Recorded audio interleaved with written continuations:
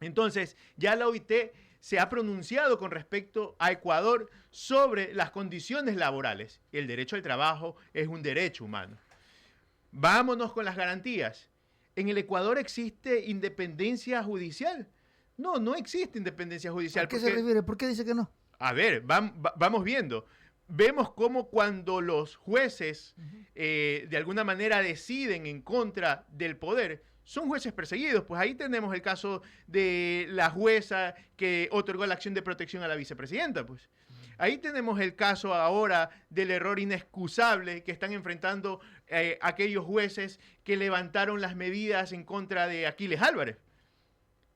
Entonces, ahí tenemos incluso dentro de la misma declaración, tenemos básicamente que debe de existir independencia judicial. ¿Existe independencia judicial? No, no existe. Igualdad ante la ley. ¿Existe igualdad ante la ley? Vemos cómo ahí estamos con los mandos medios y bajos de CENEL que siguen un proceso judicial, que han otorgado pruebas y peces gordos no hay, pues. ¿Son iguales ante la ley? No, no son iguales ante la ley. Un tribunal independiente los está jugando. Probablemente hay que ver. Eso es una deficiencia de la función judicial a no determinar o agregar a sujetos que pueden ser parte de algún tipo penal.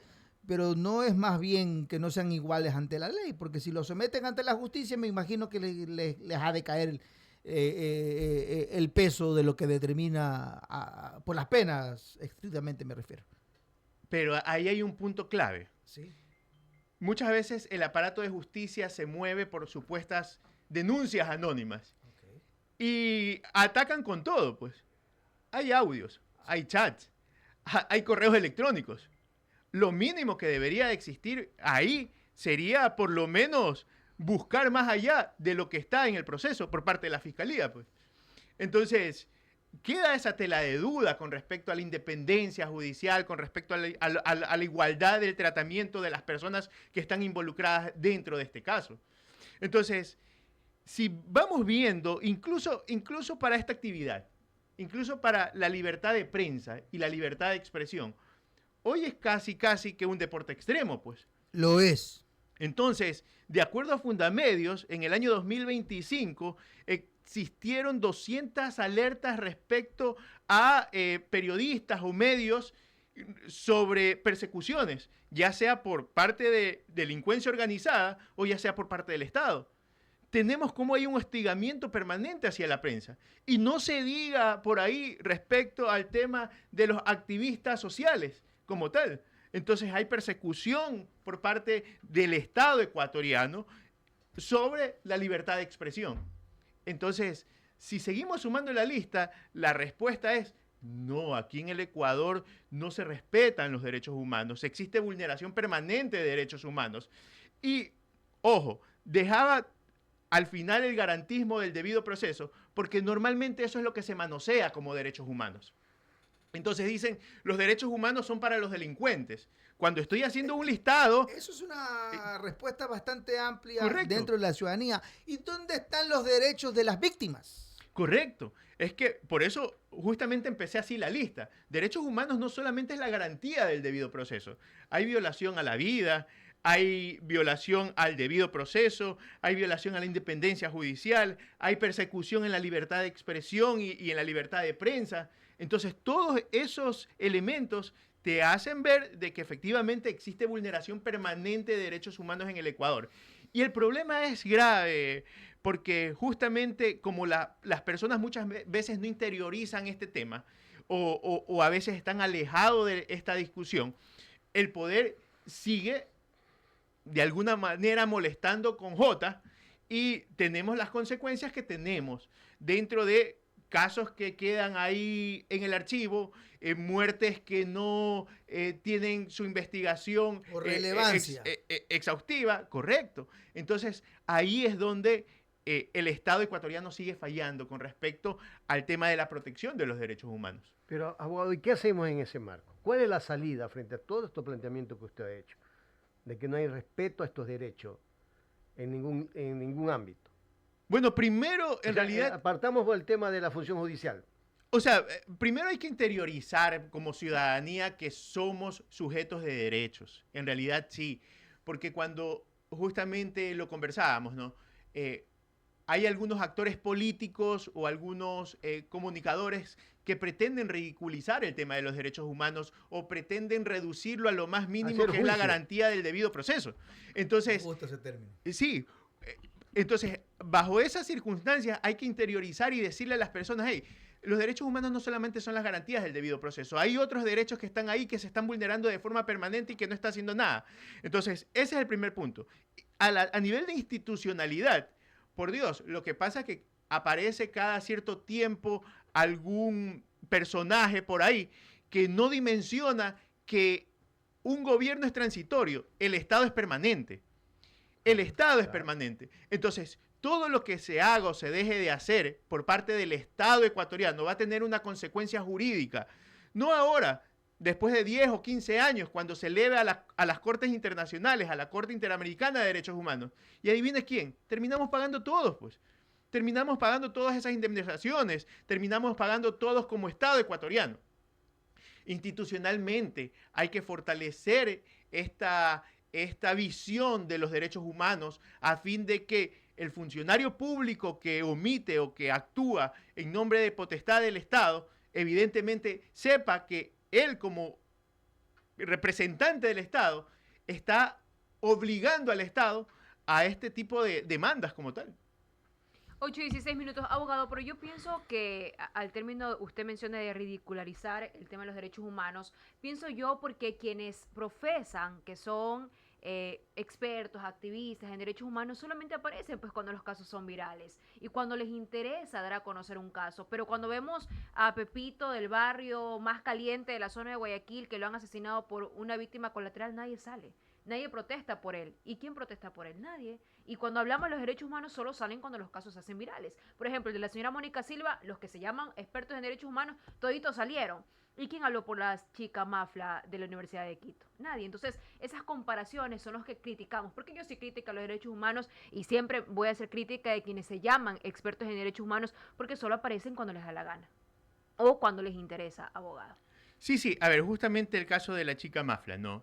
Eh, hay que llegar a las investigaciones de forma exhaustiva, pero en realidad el tema de los derechos humanos no puede tomarse como un escudo mediático para las personas que buscan plataformas. Es que ahí está el problema. Ahí está el problema. De Ahí, unos cuantos, no todos. sí, correcto.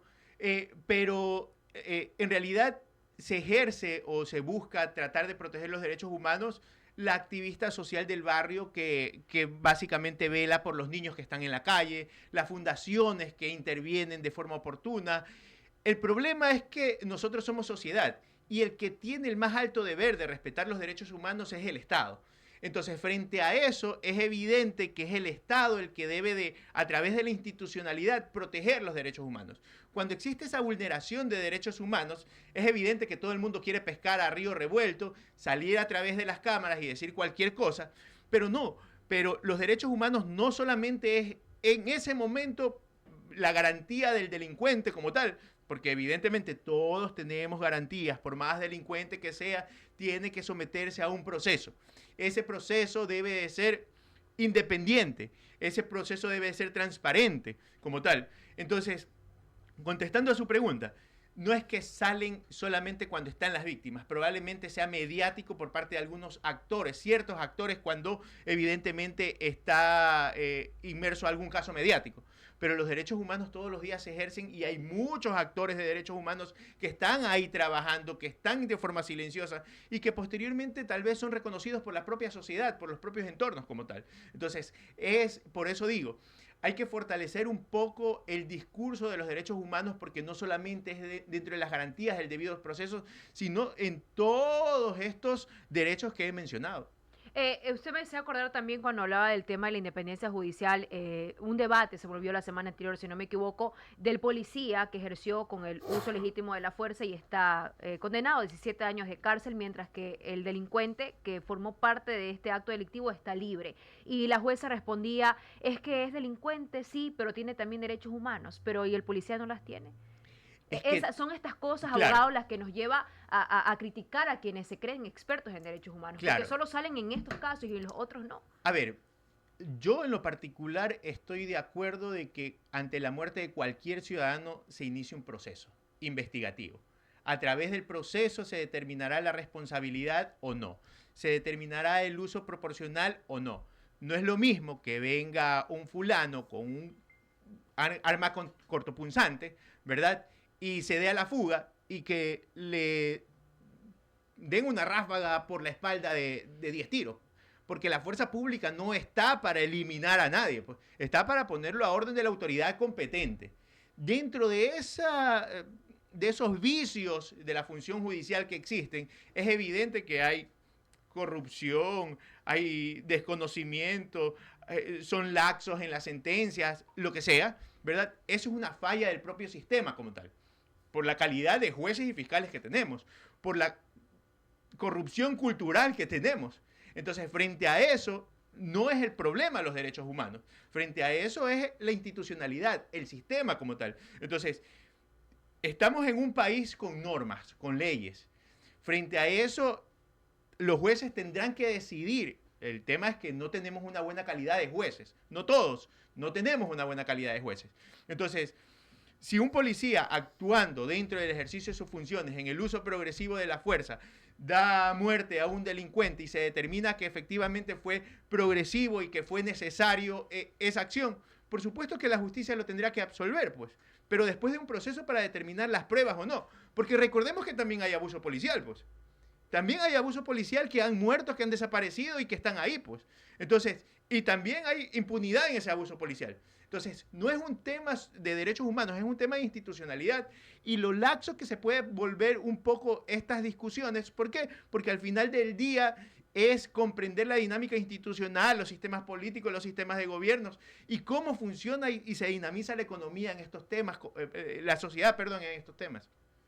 8:22 minutos. Bueno, eso es real, abogado, porque también veía familiares que están exigiendo justicia frente al abuso de poder en Cotocollao, me parece que es en Quito, de un policía que asesinó a un joven cuando no quiso detener la marcha de su vehículo. Obviamente también hay abuso de poder por parte de militares y policías y que es que eso es lo que yo voy, abogado. ¿Y quién habla por él?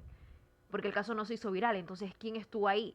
Ahora vemos a una familia sola luchando frente al Estado para que den justicia ante un hijo que ya no tiene vida, pues. Correcto, Lisette. Lo que pasa es que hay casos que se vuelven mediáticos y probablemente porque están en el ojo del huracán se mueven los hilos de las instituciones como tal, ¿no? Porque estoy casi que seguro que si los 4 chicos de las Malvinas no se hubiese vuelto mediático, hubiese sido una estadística más. Y frente a eso es lo tremendo y lo nefasto de nuestro sistema como tal. Por eso decía, ¿no? No todos los casos son tratados de igual forma, cuando en realidad es un derecho humano de que todos los casos sean tratados de igual forma. Oiga, y de hecho en las disculpas públicas que se hizo aquí en el Malecón, en el centro de Guayaquil, ahí estuvieron presentes familiares exigiendo a las autoridades que le devuelvan a sus hijos desaparecidos en medio del conflicto armado interno, me parece, que Correcto. estuvieron ahí protestando. Correcto, es que hay casos en Babahoyo, hay casos en Vinces, hay casos en Quito, hay casos en todo el Ecuador. Lastimosamente esos casos, y digo lastimosamente porque, bueno, o sea, confluyen muchas situaciones para que un caso se vuelva mediático. Lastimosamente esos casos no se volvieron mediáticos